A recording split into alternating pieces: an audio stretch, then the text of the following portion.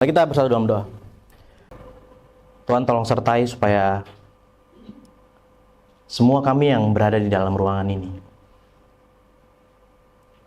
kami bisa melihat Engkau luar biasa. Tolong bantu supaya saya pun akan menyampaikan firman Tuhan itu bisa berkata-kata karena Engkau yang memberikan saya perkataan itu. Terima kasih Tuhan.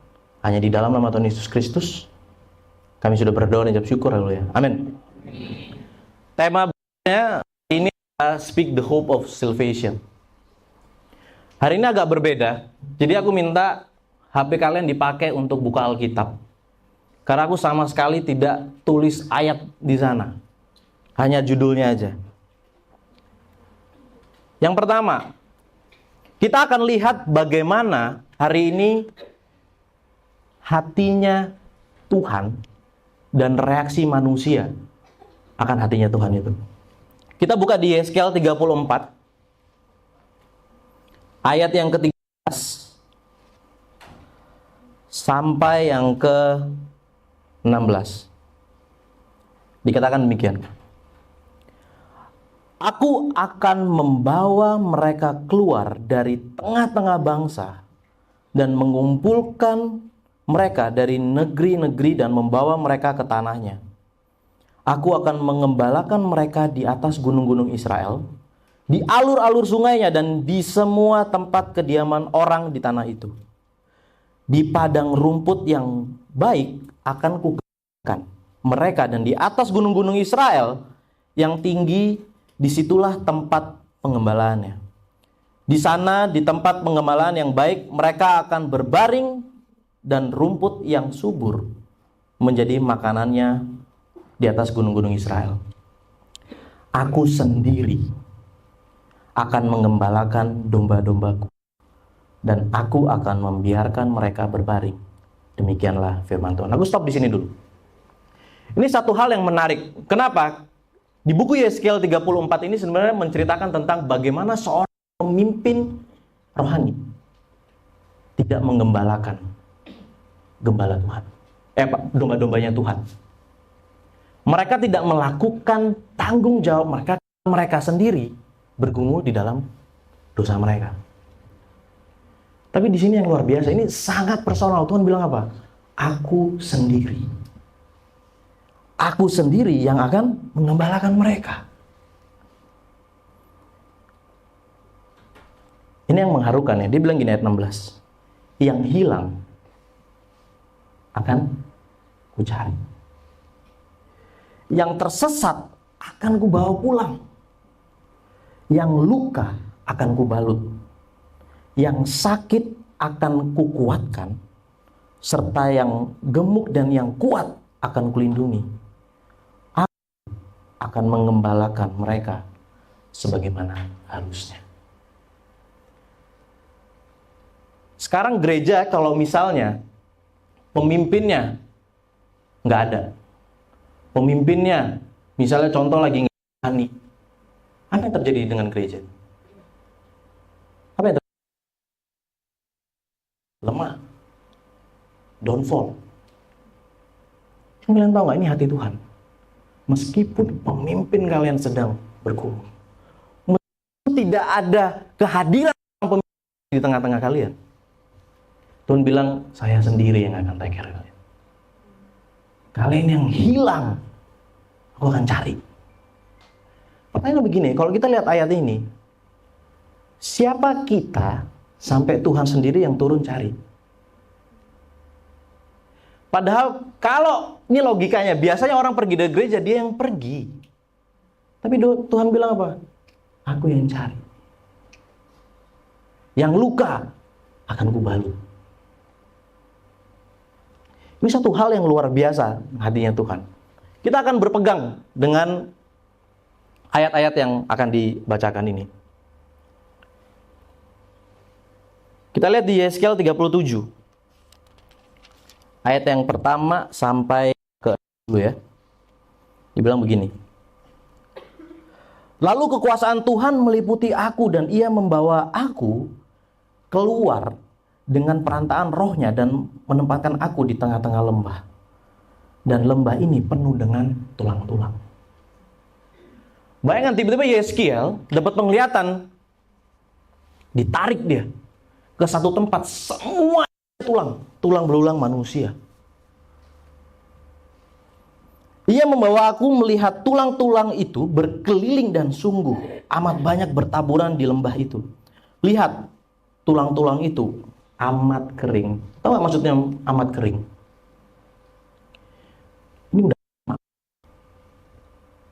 Ini udah mati. Sudah lama mati, makanya tulangnya kering. Punya anjing, kalau kita kasih tulang ya, terus mereka buat mainan, terus lama-lama seminggu, 2 minggu, 3 minggu, apa yang terjadi dalam tulangnya? Ini kering. Kenapa? Tulang itu sudah lama mati, sudah lama kering. Lalu ia berfirman kepadaku, hai anak-anak manusia, dapatkah tulang-tulang ini dihidupkan kembali? Kenapa dia bertanya seperti ini, Tuhan? Dia mau Yeskiel tuh lihat nih, ada sesuatu yang aku bisa lakukan, even di sesuatu yang tidak mungkin. Aku menjawab, ya Tuhan Allah, Engkaulah yang mengetahui. Luar biasa jawaban Yeskiel ini. Lalu firman-Nya kepadaku, bernubuatlah mengenai tulang-tulang ini dan katakanlah kepadanya, hai tulang-tulang yang kering, dengarlah firman Tuhan. Menarik ya? Yeskiel disuruh ngomong ke tulang.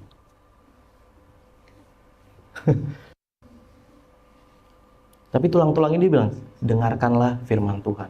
Kita perhatiin, ketika tulang-tulang ini disuruh mendengarkan firman Tuhan, lihat apa yang terjadi. Beginilah firman Tuhan Allah kepada tulang-tulang ini, aku memberi nafas hidup di dalammu, supaya kamu hidup kembali.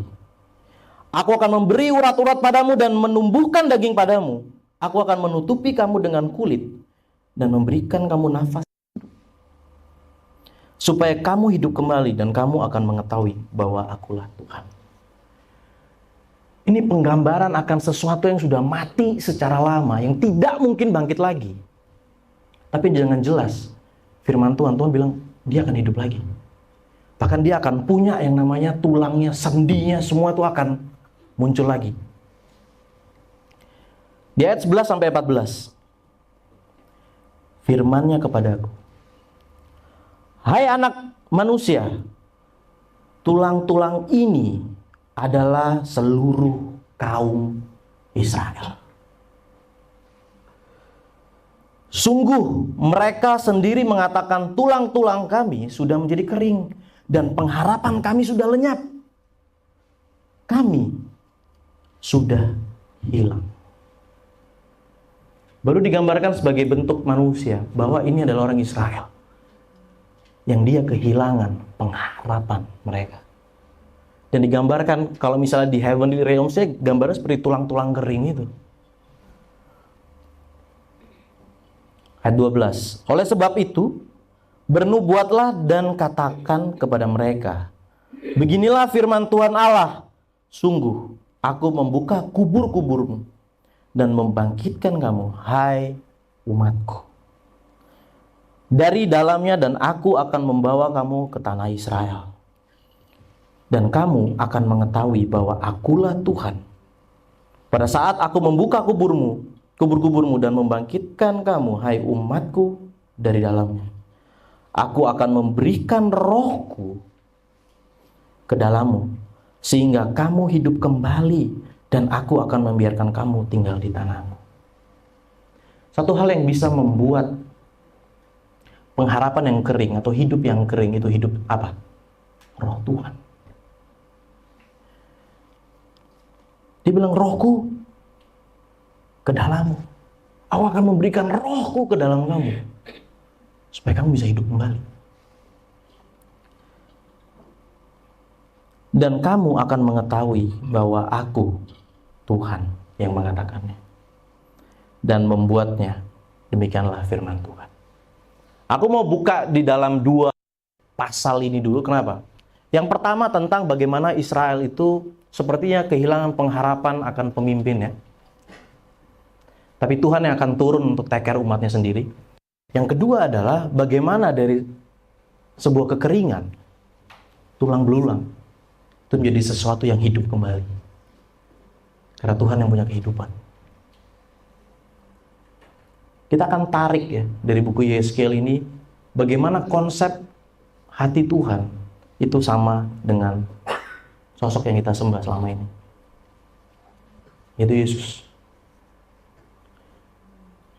Jesus Christ is my living hope. Kita lihat kenapa aku bawa dua pedoman tadi ke Yesus dan apa yang dilakukan kepada seorang perempuan nanti. Aku akan berbicara tentang harapan.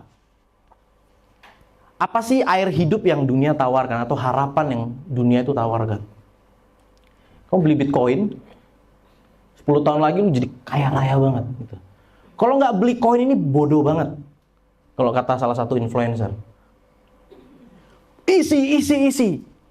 Yang dijual di dalam dunia adalah kamu hanya bisa selamat kalau kamu melakukan hal ini supaya kamu cepat kaya. Yang aku lihat gini, yang diundang adalah orang-orang yang mungkin bisa beli mobil mewah.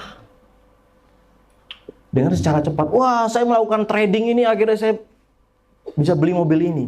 Jadi yang dijual dunia adalah suatu benda yang sebenarnya itu juga mati. Jadi dunia ini menawarkan sebuah air hidup, ini lucu ya, yang sebenarnya mati. Kamu beli mobil, mau semahal apapun untuk mobilnya, itu benda mati bukan? Kita yang belajar di sini, itu benda mati bukan? Dunia tawarkan air hidup, kalau kamu punya ini, kamu akan hidup. Ditawarkan segalanya, rumah benda mati bukan? Uang benda mati. Tapi itu yang dunia tawarkan bahwa ini kehidupan. Inilah kehidupan. Nah yang menarik, sebenarnya Tuhan udah ajarkan ada yang namanya mata air yang kekal. Atau mata air yang terbisa. Kita baca di Yohanes 4 ya. Yohanes yang keempat, ayat yang ke-7 sampai yang ke-15. Dibilang begini. Maka datanglah seorang perempuan Samaria hendak menimba air. Kata Yesus kepadanya, berilah aku minum. Ada yang ingat orang Samaria ini keturunan apa? Dia campuran antara Yahudi sama non-Yahudi. Dan tempatnya memang ini ketemu di daerah Sikar. Sikar itu daerah perbatasan antara Yerusalem sama Samaria. Ini orangnya keras. Dan yang menarik adalah begini, waktu aku coba gali lebih perempuan, air, dan sumur. Ini ada satu hal yang menarik, ini fakta yang menarik ya. Ayub dan Rahel ketemu di sumur. Ayub dan Rahel ketemunya di sumur. Ishak dan Rebekanya juga, si Rebekanya lagi timba air. Musa istrinya ketemu nimba air. Jadi kalau mau cari jodoh kemana? Ke sumur. Jadi itu maksudnya. Jadi kalau misalnya sister di sini menimba air supaya dapat jodoh di sana, enggak. Tapi ini korelasi ya. Ini maksudnya aku jadi satu hal yang luar biasa. Ini untuk kalian gali sendiri. Aku nggak mau ke arah sana. Tapi gini, wanita di dalam Alkitab kalau tulisan Ibrani itu logo lambangnya air. Kenapa selalu perempuan yang menimba air? Karena laki-laki kerja, beternak. Oke, selalu kebanyakan perempuan yang menimba air. Kenapa wanita itu dilambangkan air kalau dalam Ibrani? Karena pada saat masalah, wanita itu yang bisa nenangin dalam sebuah family. Laki-laki itu yang mimpin. Makanya tanduk gambarnya dalam Ibrani. Unik ya? Kenapa perumpamaan di dalam sumur ini perempuan Samaria lagi? tentang air. Suatu hal yang luar biasa. Dan coba bayangkan ya, ini kan suatu hal yang sebenarnya memang dia lakukan setiap hari. Menimba air, buat masak, buat nyuci baju, buat mandi, semuanya. Siapa yang berpikir bahwa dia akan ketemu Yesus di situ? Nggak ada. Mungkin dia datang juga, dia nggak berpikir bahwa dia akan ketemu yang namanya Yesus ini atau Mesias ini. Dan dalam tradisi Yahudi, tadi aku bilang ya, perempuan itu selalu diajarin untuk nimba air, even dia belum married. Berarti dia sudah melakukan ini bertahun-tahun. Sampai akhirnya tiba-tiba ada momen dia ketemu Yesus. Mungkin kita kesini ya dalam gereja, kita sering banget datang tapi kita nggak tahu kita mau ngapain sebetulnya. Kita merasa bahwa ya udah, gue akan dengerin firman. Gimana kalau kejadiannya mirip-mirip kayak gini? Dengan konsep seperti ini, kamu datang. Tapi sebenarnya, firman Tuhan itu air hidupnya. Kita lanjut ya. Sebab murid-muridnya telah pergi ke kota, membeli makanan. Maka kata perempuan Samaria itu kepadanya, masakan engkau seorang Yahudi minta minum kepadaku seorang Samaria? Kamu kasih tahu lagi. Biasanya perempuan yang menimba air ini dia akan menawarkan minuman kepada para pengembala-pengembala atau pengembara. Itu udah tradisi, udah oke, kamu butuh minum, itu udah kebiasaan. Tapi untuk orang Samaria mereka nggak berani karena tahu gue hina. Gue tidak pantas even menawarkan minum, aku nggak pantas. Tapi Tuhan tawarkan untuk diberi minum. Ini menarik. Sebab orang Yahudi tidak bergaul dengan orang Samaria. Lanjut. Ayat 10 ya. Jawab Yesus kepadanya, jikalau engkau tahu tentang karunia Allah, jikalau engkau tahu. Dan siapakah dia yang berkata kepadamu, berilah aku minum, niscaya engkau telah meminta kepadanya, dan ia telah memberikan kepadamu air hidup. Kita balik ke Yeskel tadi. Kekeringan. Kita tahu cerita tentang perempuan ini udah sering banget dikhotbahin. Kita tahu backgroundnya dia. Dia punya 5 suami. Ada satu hal yang dia nggak pernah puas. Dan Tuhan sentuh di sana ya. Aku akan berikan kamu air hidup. Tadi kita dengerin sharing komuni. Aku mau tanya gini aja. Apa yang terjadi kalau Tina tadi gak ketemu Tuhan dengan backgroundnya dia seperti itu? Kira-kira apa yang terjadi? Apa yang akan terjadi dalam hidupnya di umur dia sekarang kalau dia gak pernah ketemu Tuhan?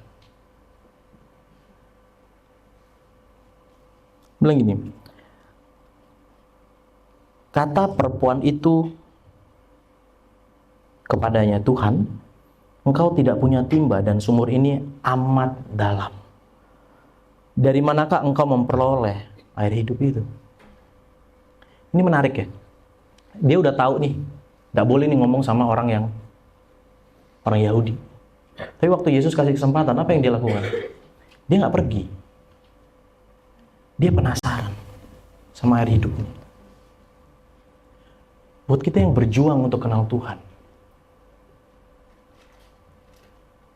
jangan berhenti sampai temuin jawabannya. Adakah engkau lebih besar daripada bapa kami Yakub yang memberikan sumur ini kepada kami dan yang telah minum sendiri dari dalamnya, ia serta anaknya dan ternaknya? Jawab Yesus kepadanya, barang siapa minum air ini, ia akan haus lagi. Tetapi barang siapa minum air yang akan kuberikan kepadanya, ia tidak akan haus untuk selama-lamanya. Sebaliknya, air yang akan kuberikan kepadanya akan menjadi mata air di dalam dirinya, yang terus-menerus memancar sampai kepada kehidupan yang kekal. Siapa di sini yang bertahan ya? Di dunia modern sekarang deh. Kamu harus nimba air tiap hari gitu. Terus jauh. Dan rasa haus itu cuman bisa bertahan satu minggu. Menurut penelitian, nggak tahu ini udah berubah apa belum ya. Kita itu bisa nggak makan selama 2 minggu. Tapi minum tuh cuman seminggu. Karena kan mayoritas tubuh kita ini juga air. Siapa yang nggak mau? Wih, hemat nih, nggak usah beli galon. Wah, hemat nih, nggak usah beli Aqua. Tiap tahun harganya naik Aqua ini. Itu merek ya, air minum gitu. Sebenarnya gue di-endorse sama Aqua, enggak lah. Satu hal yang luar biasa. Baru ke-15 ya. Kata perempuan itu kepadanya, Tuhan, berikanlah aku air itu. Dia minta.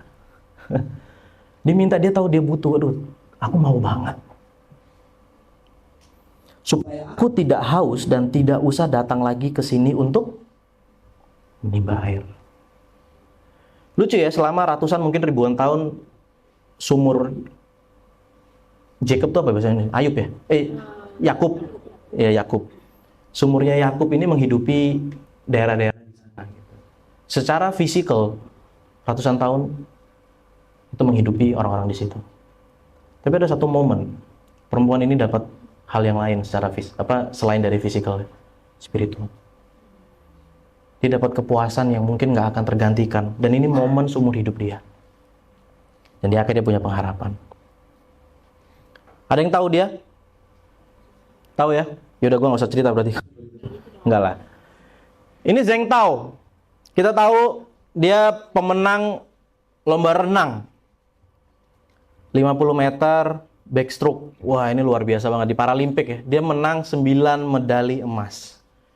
Ini yang aku kaget sebenarnya. Bertahun-tahun lalu aku baca ini kaget. Hah? Dia menang gaya bebas. Gaya kupu-kupu. Tapi lihat tangannya tuh. Itu gimana? Ini luar biasa loh. Dia menang lomba dengan cabang olahraga yang sebenarnya membutuhkan apa yang dia tidak punya.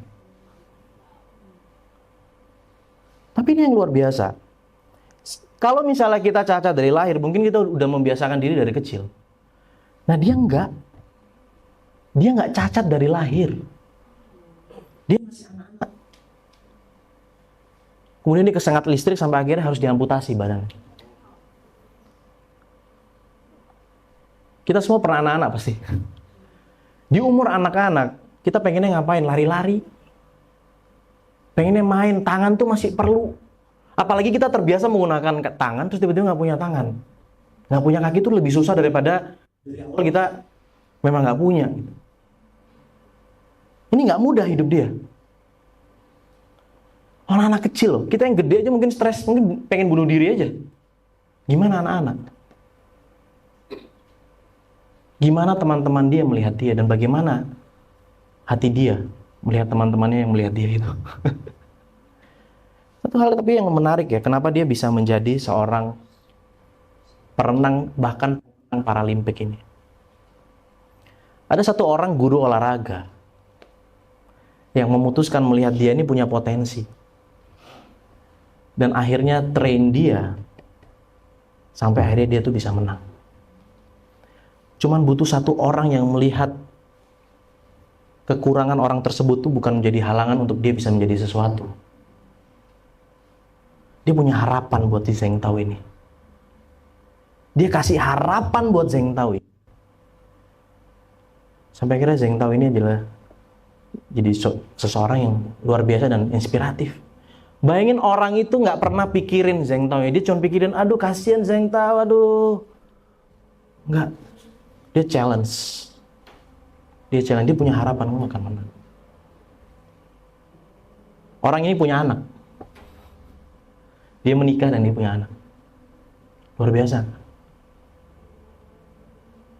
Ini ada satu harapan menyelamatkan banyak orang. Kita lanjut. Suatu hal yang luar biasa. Tetap di Yohanes 4, kita nggak akan kemana-mana. Ayat 16 sampai yang ke-26. Dikatakan demikian, kata Yesus kepadanya, pergilah, panggillah suamimu dan datang ke sini. Kata perempuan itu, aku tidak mempunyai suami. Kata Yesus kepadanya, tepat katamu bahwa engkau tidak mempunyai suami. Sebab engkau sudah mempunyai 5 suami dan yang ada sekarang padamu bukanlah suamimu. Dalam hal ini engkau berkata benar. Kata perempuan itu kepadanya, Tuhan, nyata sekarang padaku bahwa engkau seorang nabi. Nenek moyang kami menyembah di atas gunung ini, tetapi kamu katakan bahwa Yerusalemlah tempat orang menyembah. Ingat ya, dia bilang apa? Nenek moyang kami, mungkin sampai hari itu mereka tuh menyembah yang namanya dewa mereka, Tuhan mereka tuh di atas gunung. Dibilang, kata Yesus kepadanya, percayalah kepadaku, hai perempuan, saatnya akan tiba bahwa kamu akan menyembah Bapa, bukan di gunung ini dan bukan juga di Yerusalem, yang katanya kota suci pada saat itu. Kamu menyembah apa yang tidak kamu kenal, kami menyembah apa yang kami kenal, sebab keselamatan datang dari bangsa Yahudi. Tetapi saatnya akan datang dan sudah tiba sekarang bahwa penyembah-penyembah benar akan menyembah Bapa dalam roh dan kebenaran. Sebab Bapa menghendaki penyembah-penyembah demikian. Allah itu roh dan barang siapa menyembah dia harus menyembahnya dalam roh dan kebenaran. Jawab perempuan itu kepadanya, aku tahu bahwa Mesias akan datang, yang disebut juga Kristus. Apabila ia datang, ia akan memberitakan segala sesuatu kepada kami. Kata Yesus kepadanya, akulah dia yang sedang berkata-kata dengan engkau. Tuhan reveal dirinya ke seseorang yang bukan siapa-siapa di mata orang lain. Tuhan kasih air hidup yang kekal itu kepada orang yang bukan siapa-siapa di mata orang lain. Tapi menarik gini, aku mau highlight tentang roh dan kebenaran. Ini revelation yang Tuhan tuh kasih untuk kita di sini yang percaya. Ya. Tahu nggak maksudnya menyembah dalam roh dan kebenaran? Di buku Perjanjian Baru itu menjelaskan. Paulus tulis gini, not be drunk. Karena apa? Anggur. Tapi kamu harus sober. Karena firman Tuhan. Pertanyaannya gini, kenapa mabuk disandingkan dengan kesadaran dan firman atau roh, menyembah dalam roh? Karena begini, menyembah dalam roh itu bukan menyembah yang kamu nggak tahu kamu melakukan apa, kamu ngomong sembarangan, bukan.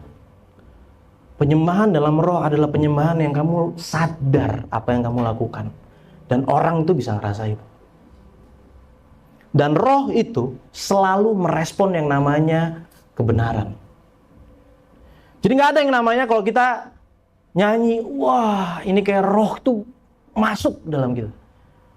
Tapi kita nggak hidupin kebenaran dan nggak pernah baca firman Tuhan. Jadi apa yang kita respon sebetulnya? Karena roh dan kebenaran itu akan selalu bergerak berdampingan. Gampangnya begini deh. Siapa yang tahu ini? Ya tahu semua lah ya.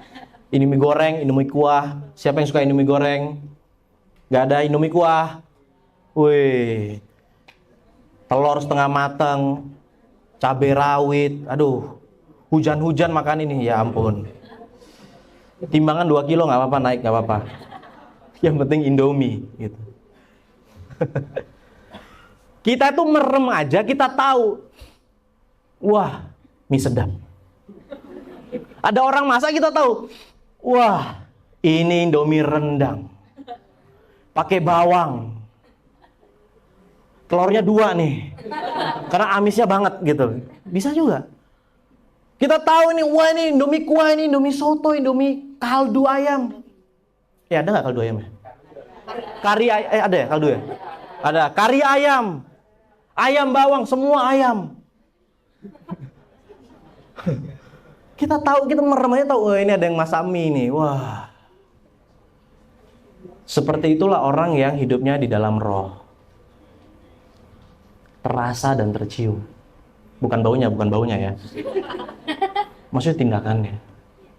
Orang kalau lesu, ini roh apa lesu? Nggak ada. Kita tahu kalau dia ini lagi penuh dengan roh dan kebenaran. Kelihatan, kerasa. Nggak perlu dipamerin, wah sosok semangat. Enggak. Kita akan kerasa kok. Kita akan kerasa mana orang yang benar-benar dipenuhi dengan roh dan kebenaran, mana yang enggak. Itu yang luar biasa. Selama aku belajar firman, terus kemudian berkomunitas ya. Bukannya judging, bukannya asumsi. Sebagaimanapun kita menutupi semangat kita, atau waktu kita lemah ya, kita tutupin dengan banyaknya pelayanan yang ada, ujung-ujung ketahuan dan kerasa sebenarnya. Cuman mungkin nggak ada yang berani negor aja atau tanya. Semua itu terasa. Lihat ya, ada pengharapan. Ketika pengharapan itu diambil, dia bilang, tahu nggak? Sekarang itu kita akan hidup dalam roh dan kebenaran. Hal berikutnya yang menarik begini. Tahu nggak kenapa maksudnya dalam roh dan kebenaran? Menyembahnya itu bukan di gunung-gunung lagi. Kita tahu konsepnya Tuhan Yesus itu waktu kita jadi orang Kristen ya, kita disebutnya apa? Gereja. A dwelling place-nya Tuhan, tempat kediamannya Tuhan.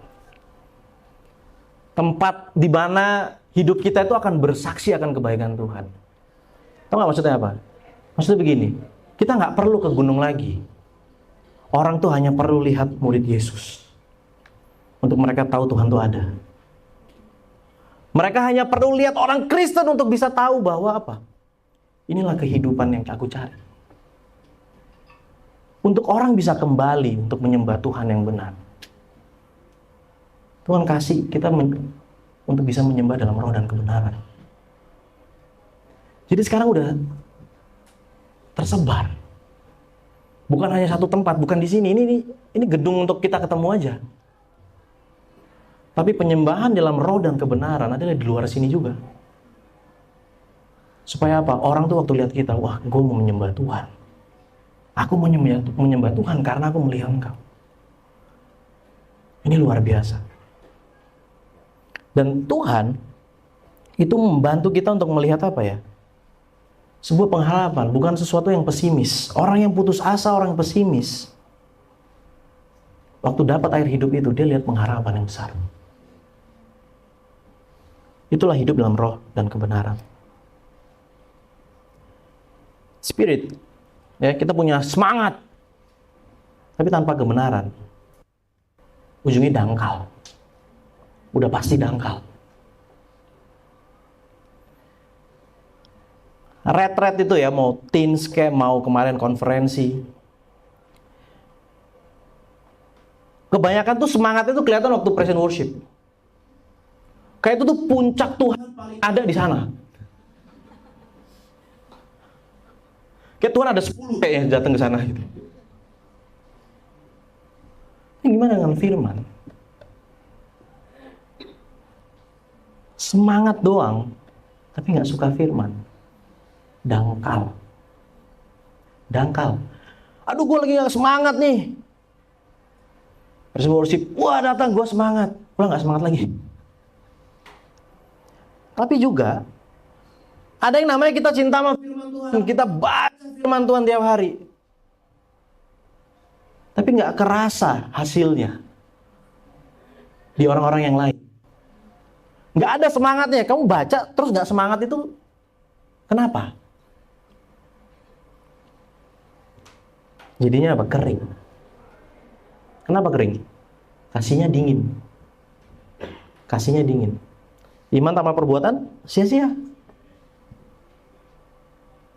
Inilah pengharapan yang Tuhan itu sebenarnya berikan. Kita tidak akan pernah kosong. Kenapa? Tiap hari kita punya kesempatan untuk menyembah dalam roh dan kebenaran. Nggak perlu tiap hari jauh-jauh harus ke gereja doa, baca Alkitab. Nggak perlu. Sekarang dia ada di dalam. Untuk kita selalu merespon dia setiap hari. Itu pengharapan yang luar biasa. Terakhir. Ayat 29 dulu deh. Bilang begini. Mari, lihat, di sana ada seorang yang mengatakan kepadaku segala sesuatu yang telah kuperbuat. Mungkinkah dia Kristus itu? Kita tahu perumahan Samaria ini tiba-tiba loncat, dia seneng banget. Dia ngomong ke satu kota. Ini menarik ya. Kenapa selalu perempuan lagi yang dibuat bersaksi akan Yesus adalah Tuhan? Zaman patriark dulu, itu kata-kata perempuan itu nggak terlalu didengar. Tapi buktikan Yesus tuh mau kasih perempuan tuh suatu level nih loh. Dia juga berharga. Ngomongin firman. Siapa yang Tuhan Yesus pertama kali tunjukkan waktu dia bangkit? Perempuan lagi, Maria. Siapa yang ngabarin? Maria lagi, murid-muridnya. Dikasih kesempatan gitu. Kalian tahu latar belakangnya Maria itu? Bukan orang yang benar. Itu orang yang putus asa. So buat sister di sini ya, jangan putus asa. Tuhan tuh mau pakai kalian. Tuhan mau pakai kalian. Waktu kalian itu cinta sama Tuhan. Dia mau kasih tahu, hey, you have a position in my heart. Ada pengharapan. Ada satu penelitian ya. Itu dokter, dia PhD di Amerika. Kayaknya Rini Brown deh namanya. Dia teliti, dia bilang gini. Waktu dia teliti tentang bagaimana orang itu perlu yang namanya vulnerable, which is Alkitab sudah ajarkan.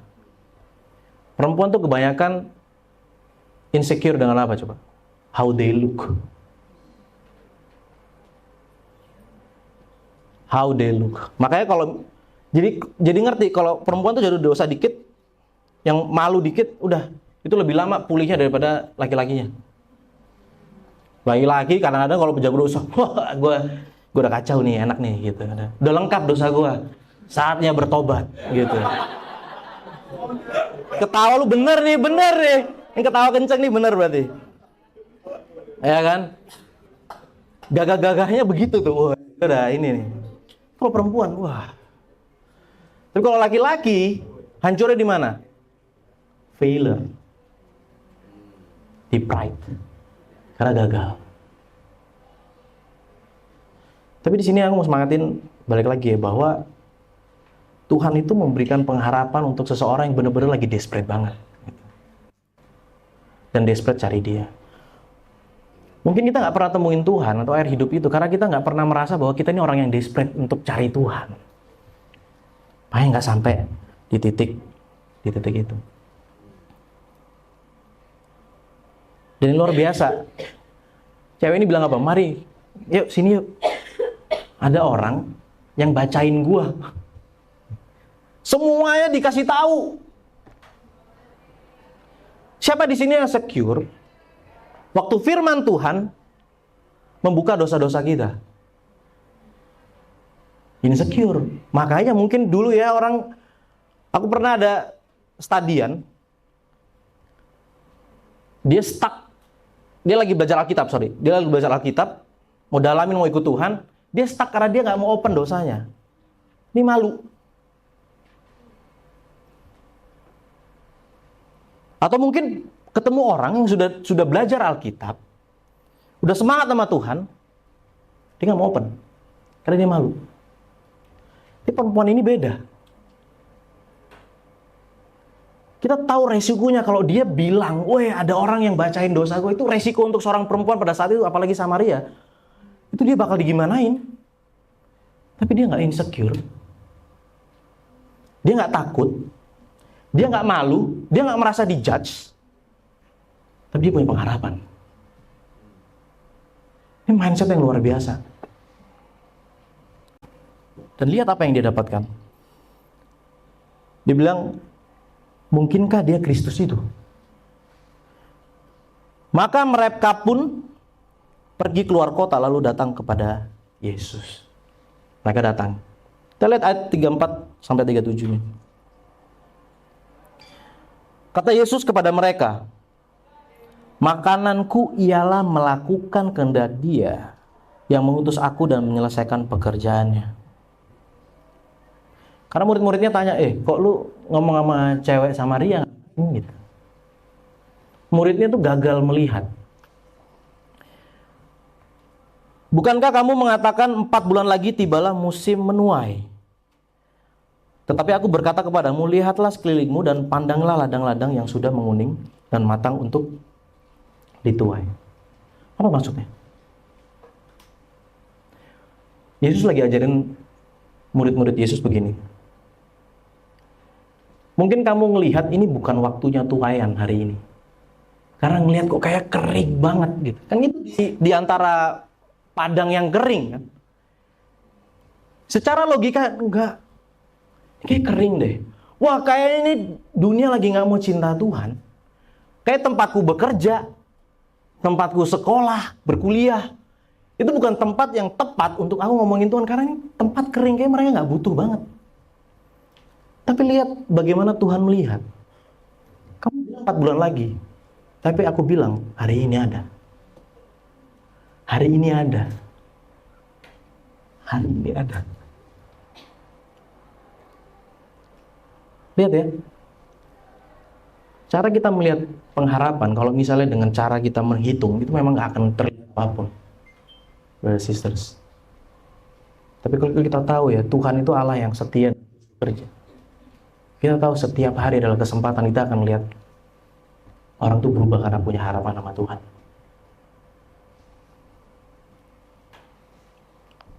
Kita baca lanjutnya. Sekarang juga penuai telah menerima upahnya dan ia mengumpulkan buah untuk hidup yang kekal. Sehingga penabur dan penuai sama-sama bersukacita. Endingnya ikut Tuhan adalah sukacita, itu pengharapan yang luar biasa. Sebab dalam hal ini benarlah peribahasa, yang seorang menabur dan yang lain menuai. Ending dari pengharapan akan Tuhan adalah sukacita. Kita lanjut ayat 39 sampai 42. Dan banyak orang Samaria dari kota itu telah menjadi percaya kepadanya. Wow. Wow. Berita keselamatan itu sekarang kita pegang. Siapa di sini yang nggak duduk di sini gara-gara punya pengharapan? Kita semua bisa sampai di sini karena kita waktu kenal Tuhan. Ada harapan kita ini bisa dimaafkan, benar? Ada harapan kita ini punya kehidupan yang baru.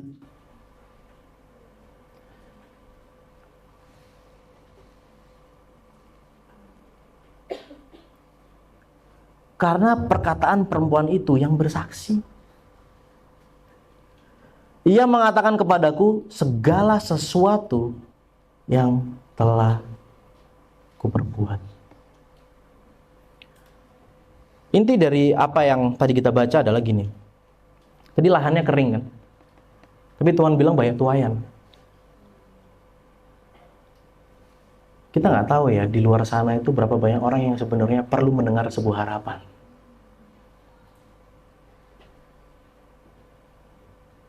Tapi karena kitanya kehilangan harapan, mereka juga hilang.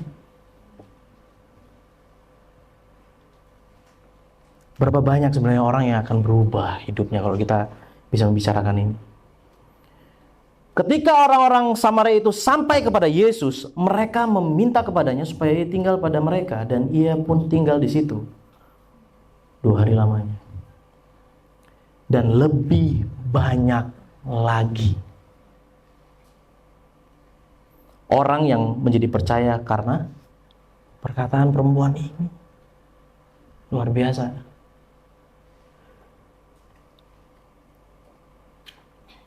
Dan mereka berkata kepada perempuan itu, kami percaya, ya, tetapi bukan lagi karena apa yang kau katakan. Sebab kami sendiri telah mendengar dia, dan kami tahu bahwa dialah benar-benar juru selamat dunia. Kita jangan datang ke gereja itu karena kita diajak doang. Mungkin ada satu dan dua hal yang kita lihat, wah ini orang gue terinspirasi, oke, aku mau ikut untuk bisa mengenal Tuhan lebih dalam. Oke, gue ke gereja. Gue mau semangatin gini, jangan berhenti di situ. Ngapain? Kenapa kita harus berhenti sampai kita datang ke gereja? Tapi apa? Gali. Go deeper with the word. And find Jesus by yourself. Supaya apa? Orang yang bawa itu, mereka tuh hanya sampaikan pengharapan itu. Tapi untuk mendapat air yang kekal itu, kamu perlu temukan Yesus dalam dirimu. Hanya itu yang bisa buat kita ini hidup. Oke? Cari dulu kerajaannya. Udah nemu. Habis itu ngapain? Kebenaran. Datang karena rutinitas. Buat apa? Buat apa? No, kita harus tetap find Jesus. Supaya kita lihat kemuliaan Tuhan, pengharapan tuh ada waktu kita benar-benar lihat dia. Makanya dia bilang, bukan karena kamu lagi aku percaya, tapi karena aku melihatnya sendiri. Satu kota. Satu kota.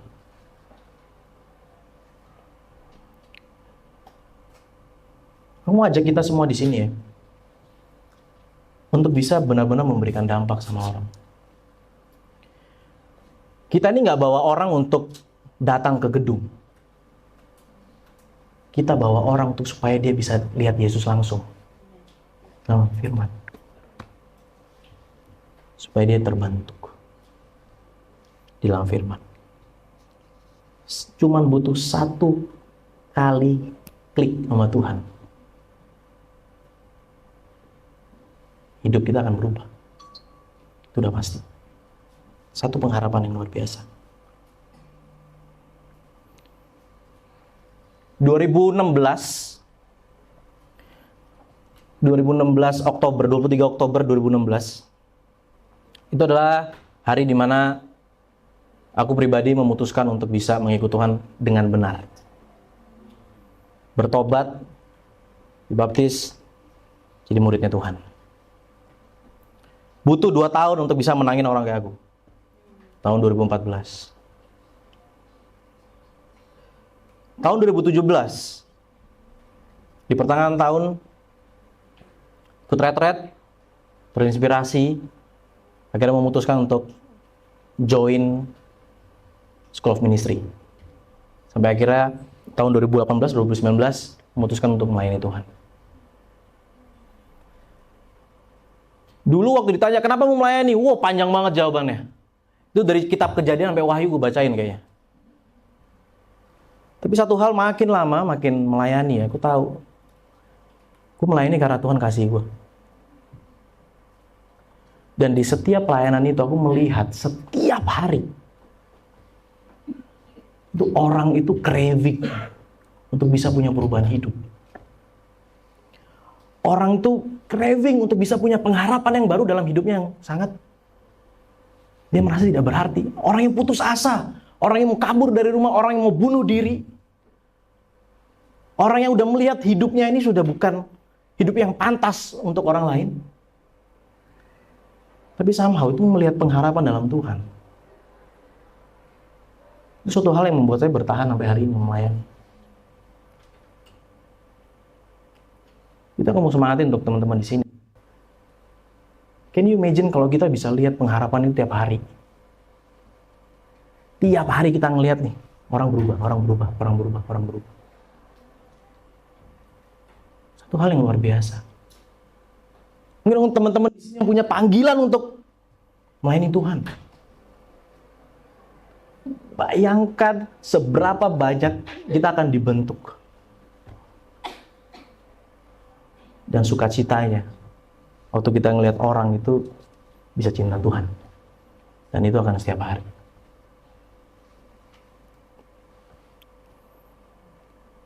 Aku tutup dengan kata-kata ini ya. Iman itu membantuku pribadi untuk mempunyai pengharapan. Kenapa? Kita nggak akan pernah punya pengharapan akan keselamatan kalau kita nggak pernah punya iman. Nggak akan pernah. Kenapa? Karena faith is a knowledge. Kita butuh knowledge-nya Tuhan untuk kita itu punya iman. Makanya ada assurance itu, pengharapan itu sendiri. Dan pengharapan membuat seorang Stefanus ini terus ingin berjalan. Karena apa? Karena iman tadi. Dan yang terakhir, kasih. Itu adalah bentuk nyata dari iman dan pengharapan. Saudara dan sister, teman-teman sekalian di sini ya, aku mau semangatin untuk kita benar-benar bisa haus akan kebenaran itu. Aku percaya kok, tanpa kamu minta ya, Tuhan tuh udah tawarkan sebetulnya. Dia akan tawarkan balik sesuatu yang ini. Do not hold your own salvation. Jangan tahan, karena kamu mungkin akan dipakai Tuhan untuk bersaksi lagi. Jangan tahan your own salvation. Kamu tanya di sini, baptism itu dosa nggak? Kenapa orang takut baptis? Ada yang bisa tunjukin baptisan itu dosa? Ada yang bisa tunjukin nggak? Ikut Tuhan keselamatan itu merugikan? Dari mana? Nggak ada. Hidup di dalam roh dan kebenaran. Marilah kita yang punya pengharapan ya, kita kasih orang pengharapan dengan kita hidup di dalam roh dan kebenaran. Cintailah firman, semangat karena firman Tuhan, and speak about it. Yang terakhir, supaya kita bisa apa? Memberikan hidup yang berdampak bagi orang. Ingat ya, gak ada joy yang lebih bisa kalahin kalau kita ngelihat ada orang ya, itu punya pengharapan kembali sama Tuhan. Dan dia bisa jadi orang yang tersenyum. Ada satu orang di dalam ministry yang dia study Bible. Dia cuma, memang. Sharing gimana kabarnya. Gak tahu terus nangis. Ini cowok loh. Makanya waktu study sama dia, mending di Menara Kuningan aja. Kalau di food hall gitu malu kan, dia nangis, cowok nangis kira putus. Gitu. Cowok-cowok ini putus deh kalau nangis gitu. Nah tapi satu hal gini, kemarin waktu kumpul grup ya, dia bisa ceritakan semua perasaannya dia, sukacitanya, perasaan dia, happy-nya dia sama firman Tuhan. Wow, it's something amazing. So mari kita berpegang pada hal itu, teman-teman. Supaya apa? Kita bisa melihat ya, one day kita bisa lihat Tuhan face to face.